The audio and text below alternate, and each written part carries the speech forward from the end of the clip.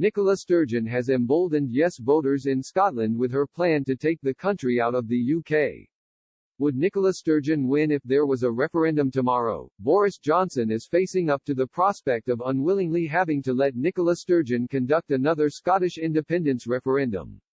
In an interview with Andrew Marr on Sunday, October 4, the Prime Minister seemed to perform a U-turn on his January promise that no vote on Scotland leaving the Union would take place anytime soon. Mr. Johnson refused to rule out granting another vote to the SNP if the party wins big at the next Holyrood election.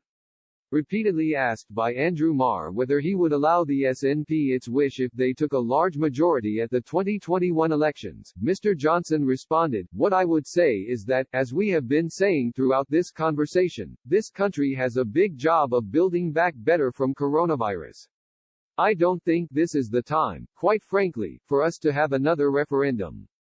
We had a referendum in 2014. Managing to also misname Scotland's governing party, which makes up the third largest political group in the House of Commons, Mr. Johnson said, "We were told it was a once-in-a-generation event by the leaders of the Scottish Nationalist Party.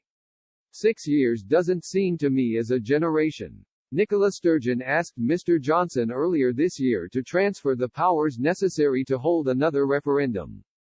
In a letter, Mr. Johnson rejected the plea, writing that he cannot agree to any request for a transfer of power that would lead to any further independence referendums.